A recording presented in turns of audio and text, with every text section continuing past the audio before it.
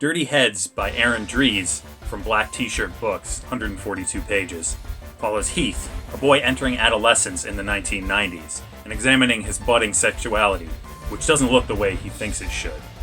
This one is described by many as cosmic horror, but if you aren't into that, it doesn't delve too far into that genre. I know when I hear cosmic horror, it puts me in a certain mindset, but this one stayed pretty grounded in terms of scope. There's a nasty beast born of shadowy means, but there's none of Lovecraft's strange geometry here. So if that turns you off, you don't need to worry about that. There is some time jumping in this one. We start out in present time where Heath is living a life on the run, sleeping under bridges and selling himself to get by.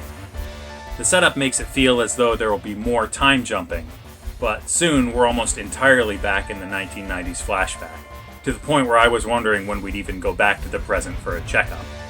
Dirty Heads dragged for me in a few spots, but there was some great weirdness peppered in here and there. There was a side plot that I think a lot of people will enjoy, as it adds some twists here and there. But I personally may have preferred if this bit was omitted in favor of more focus on Heath and his journey, especially in a work of this length. A lot of my favorite parts were when we spent time with Heath and got his inner thoughts. I think a lot of people will relate to his inner turmoil and wondering what, if anything, might be wrong with him. I found his confusion and dread touching and relatable.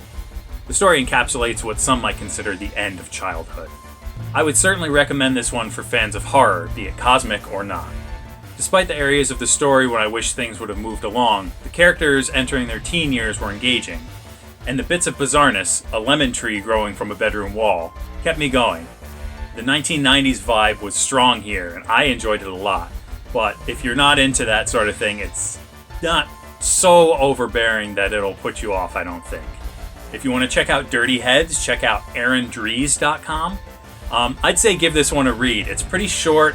There's a lot of really great stuff going on in this one. This stuff, like I said, with Heath in his inner mind, is his inner thoughts and what he's going through in terms of his sexuality and how he fits in with the world around him is really good, and the weirdness complements it very well. So I think that this is one that any horror fan would probably get something out of. What do you think, Winston? Did you enjoy this one? I'd rate Dirty Heads by Aaron Dries 4.5 potentially gay mixtapes.